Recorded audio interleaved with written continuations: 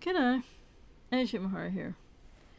To talk about people with borderline personality disorder, especially untreated, in relationships with people with codependency who are also untreated for what that adverse childhood experience really creates in problematic relating for people with codependency as well.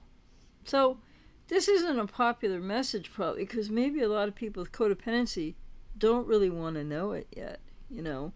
But this idea that everything is on the person with BPD, well, a lot is, you know, because they have their own issues for sure, but not everything. So, people with codependency, I would rather say it this way, codependency and BPD overlap in many areas, right? And it doesn't make them the same. And then some people have been asking, well, you know, what's the difference between CPTSD and codependency, or CPTSD and BPD? And the fact is that these things are just a little bit closer together than most people would want to think. So I'm not saying that people with codependency or, you know, have BPD necessarily. Many with BPD have codependency. But the issue is the dynamic in these relationships, how they begin as an unconscious setup for both the codependent and the borderline. How people with BPD, yes, have more relational difficulties, and so that becomes really horrific for people with codependency. But what if people with codependency maybe need to take some more responsibility about two things? How have you affected the person with BPD? And where's your personal responsibility to get yourself out of the relationship? So, talk a lot about Hoovers, talk a lot about full no contact. I've talked a lot about what the solution, the first step solution is. Getting out of the relationship and going no contact. And yet, right there, people have a big stuck place. Many people do, not all. Or people have had, right? So what's really important about that, and why is that the case? Well, I just think there are many people with severe codependency who still need to take a little more personal responsibility about what that really means. And why would I say that? Well, because not to negate anything that people with BPD, especially untreated, how they're behaving, how they fail in relationships, how they really don't love you, don't attach, don't see you, don't hear you. All of that is really incredibly difficult to way worse for people with codependency. But people with codependency, most, well, severe, codependency. If you're doing better now, terrific. But if you're just new to this, you might not realize the level of your dependency and your needs, your neediness, because the repetition compulsion the major part of it with people with codependency, it's an unhealthy relational style, codependency, from adverse childhood experience, is to externalize everything out. Well, the person with BPD is externalizing things out, yes, but they are also lost inside of the lack of self. So they're more internally lost at times, but with outbursts, with, all kinds of things going on, if they're not quiet borderlines, which they can still have outbursts. So what am I really talking about? Well, people with codependency, again, it's a plea to you if you haven't already started this work for yourself.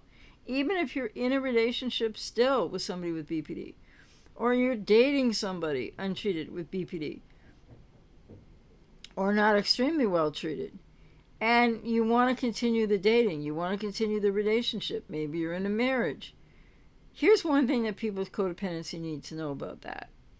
Many people make that choice, actually, and it's up to each and every person to make their own choice, of course.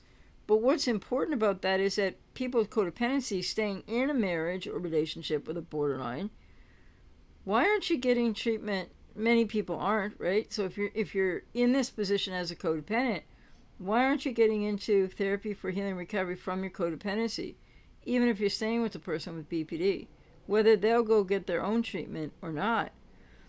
So yeah, I'm not here to say, anything. It probably would not be easy for a lot of people with codependency who haven't really, who are newer to this to hear. But this idea that it's, the us versus them in this is that anybody with a diagnosis of borderline personality is somehow worse and more the problem than somebody with codependency, which currently there is no diagnosis as such for. And I just think it's like, I'm not talking about anything here to excuse anything that people with BPD do, but I just think a lot of it gets excused, or not excused, but certainly it deserves a lot of focus. But what's getting lost in all the focus on people with BPD by exes of people with BPD, or people still in relationship with BPD, with somebody with BPD, is what about you? Not only what about you in terms of, you're negating yourself, right? And you're overgiving and all of that. But the overgiving is your way of expressing a lot of core woundedness and neediness that people with BPD express all kinds of other ways. And I'm not saying it's exactly the same, but in some people's cases, it's not that far apart. So, and people with codependency, I think, can have CPTSD. I'm going to be talking more about CPTSD, but that begins in childhood as well. So it's not something people just develop in middle age or after a certain relationship. I mean, I need to look into that more, but from what I can tell, it's got an early childhood onset, period, from what Pete Walker says in his book.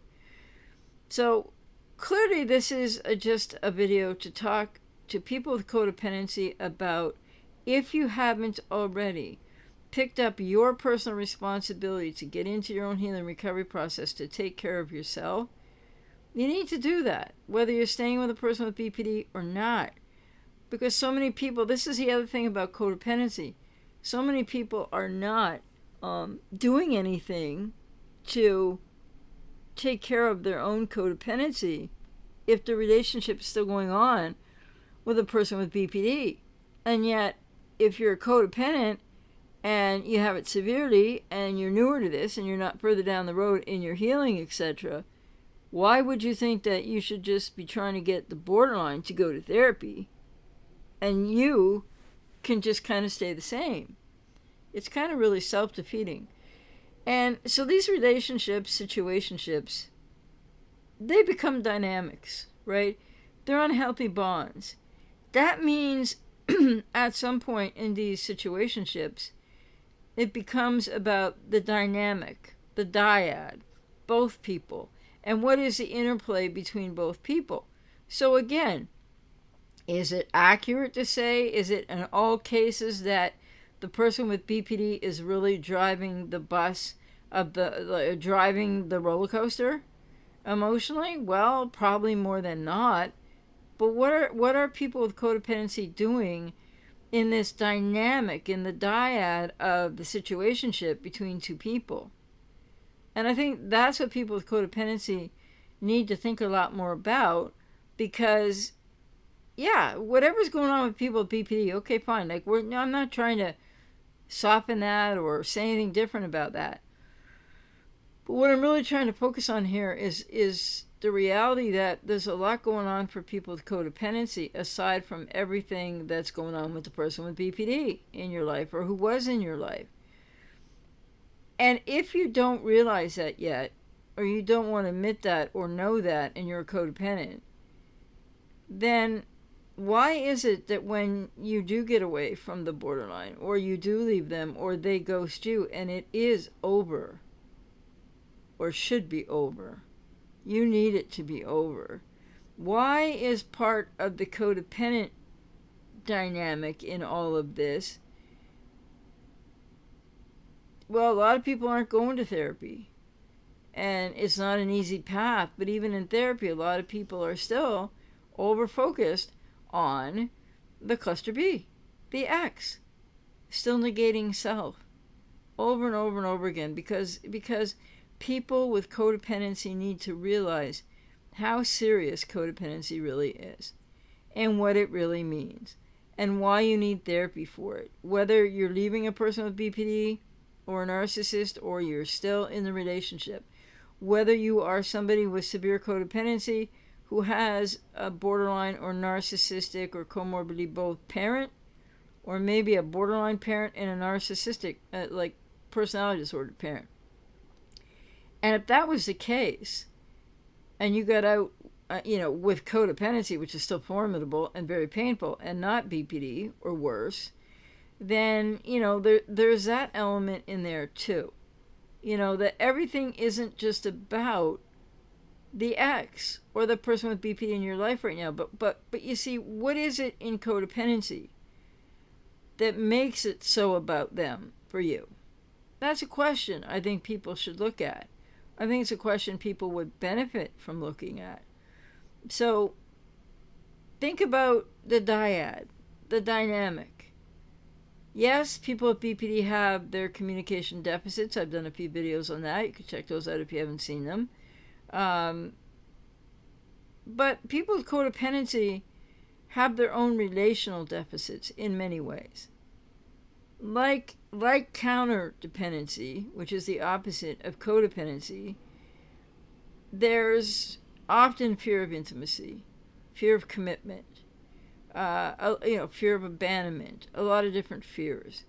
And the other thing I think that people with codependency need to think more about, if you're still newer to this, or you haven't got into recovery yet, or you're still with somebody with BPD or a narcissist, or you're still relating to that narcissistic personality disorder parent, or and or ex, and or wanting the Hoover, the reverse Hoover, all of this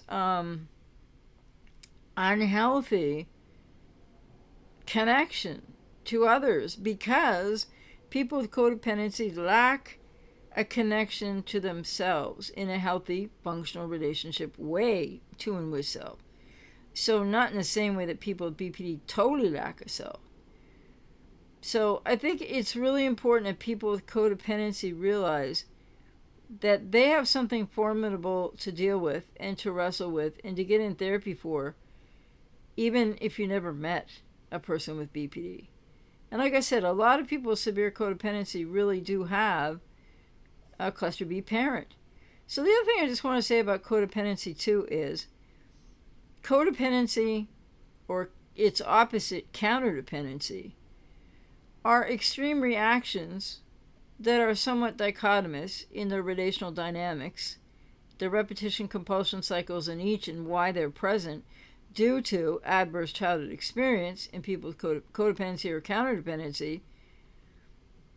What's the common word there? It's dependency.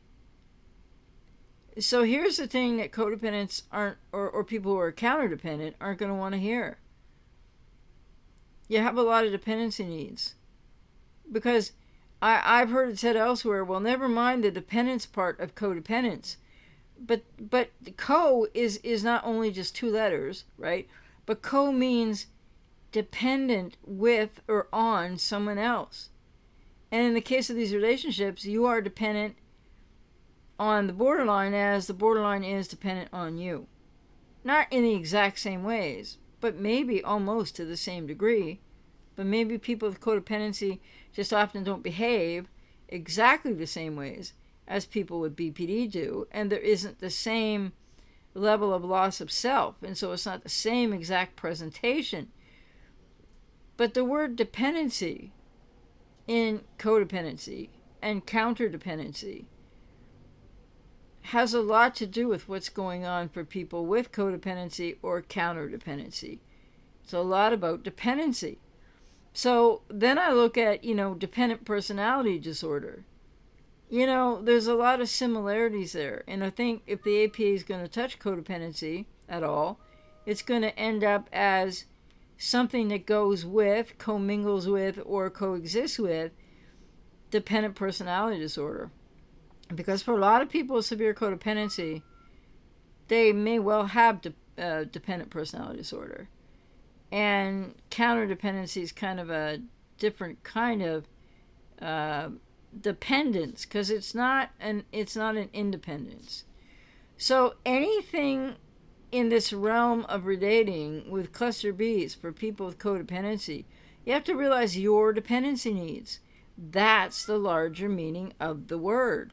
From adverse child experience, you have your own neediness. It doesn't present like people with BPD. And the other thing I would say about that is, so codependence and counterdependence stress the dependency factor of what's going on there and the dynamics and what that really means. Not the same as independence. And what counterdependence and codependence need in therapy is a way to find the healing and recovery journey, do the inner child work, family of origin, self-differentiation, etc., work to become an independent person. So people with codependency share with people with BPD dependency needs. And they might not be exactly the same, and they're not manifested always exactly the same. And yet people with codependency can't get away from the dependency, whatever aspect of that is, even after these relationships have been over, sometimes for some people for years. So this is not, about criticism or, meant to be unempathic in any way. It's just that we really need to look more deeply at codependency. And I wish my cat would stop meowing. It's always something, isn't it? A phone, a cat, a dog having a dream. But anyway, so, that's, I think, just something that we need to think more about. People need to think more about out there. And it's something that I work with clients, and I'm out here to help you if I resonate with you, to work with you. It's just really important for people with codependency not to shy away from the reality of what are dependency needs and how they originate in childhood. So counterdependent or codependent. Codependency close to, for many people with it severely, close to dependent personality disorder. And I'm going to have more comment on that. And I think, the dependence and the neediness, but the dependency needs, nobody should feel bad about that or like that's criticism, because in understanding this more, you can get into healing and recovery, and you can end the agony of codependency, let alone that you have more pain from being in a cluster B relationship or maybe still being in one. But make no mistake about it, codependence form the 50% of that unhealthy bond with the borderline or the narcissist. And there's a reason why. And that's why you need to get into recovery and into therapy and really learn what that reason is. And like I said in the last couple of videos I touched on, the looking for closure, the closure that you need is, maybe a little bit around the relationship with an ex, cluster B, borderline or narcissist, but it's deeper than that. There's a lack of closure within you from your childhood that created the wound, the core woundedness of codependency, which is, like I said, about dependency needs. And the way people with codependency handle that is much different. Are those needs as primal as people with BPD? In more cases than not, no. But there's still this codependency is a very unhealthy relational pattern in which you don't consider yourself. Many people with codependency don't like themselves, don't really know themselves, don't love themselves. So it's really important to look at this and not just be always focused on the cluster B. What is it that keeps, well, I know what it is, but why do you think, if this fits or if resonates for you, if you haven't been in treatment yet or you're not on that road yet and you're still maybe doing that relational nightmare dance situationship with somebody with BPD or a narcissist and or a parent who's a cluster B, or siblings or other people in your life that might be cluster B as well, what is it you need to know more about yourself, and why is it that you don't want to focus on yourself? Why is it that it feels like too much? like, and also like maybe you're not worth it. You might feel that way. I'm not saying you're not worth it. Of course you're worth it. So codependency is a really formidable thing. And I think a lot of people think that codependency, well, next to BPD, kind of looked at, well, BPD is this really serious mental illness and codependency isn't. But, you know, it's just interesting how many people, when asking me questions on the channel or in live streams or even in sessions, what I think people need to learn how to stop doing is say, is it normal if? Is it normal when? Because what we have to realize is that not a one of us is perfect. And so within that lack of perfection, we need to really understand ourselves. We need to understand where we're coming from, where we're functioning, where our or not functioning, where our boundaries lacking. There's so many facets to this, which I'm still trying to find a way, whether it's going to be in a course or with a membership site or whatever, to talk about some of these things. Because just talking about BPD and codependency and the unhealthy bonds is not getting to all of the underpinnings of what's happening for people with codependency and these dependency needs from childhood that you need closure on even more than you need closure on a relationship with the cluster B that maybe now you're the ex of, or you're soon to be, or you're trying to leave the relationship but it feels impossible. And all because you don't know how to look at you. You don't know how to really face your own issues.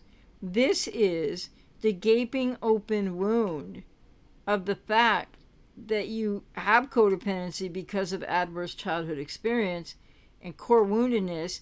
And I'm not saying that core woundedness is the same as BPD, but for some people with severe codependency, it's close, but not exactly the same. So codependency, it seems like people are giving people with codependency too much of a, I don't really mean a break, but too much leeway to think that what's going on with codependency would be less pathological than what's going on with BPD. I don't like the word pathological. I don't like putting it in that context. But codependency is far from, quote, whatever normal, unquote, is. So this might be a little hard-hitting. I hope not. I hope I delivered it in a not hard-hitting way. But the more I observe and the more I, working with clients for 30 years and observing a lot of things on YouTube and online about these subjects and the dynamics of the relationship to situationships, all the impossibility is just, a lot of it lies with cluster B, but not all of it. So people with codependency really need to wake up to that reality. What do you need to know more about you today? And what are you doing about that or not? So not the easiest of videos, I'm sure. If you hung in and listened to it, good for you. And if not, maybe you'll come back at some other point if you're not ready to hear this yet. But codependency might have meant something else. I mean, it did 40 years ago initially. But now it's not just so simple as to say that your dependency needs, like codependency, is because of that other person. That is the unhealthy repetition, compulsion cycle sought out by people with codependency with a similar, quote, dance partner, unquote, in these relationships as what it is that you need to learn and find closure about within your core woundedness. So I hope that helps somebody today, and I hope people know where I'm coming from with it. So, and it's all about keeping it real to help you heal. Take care.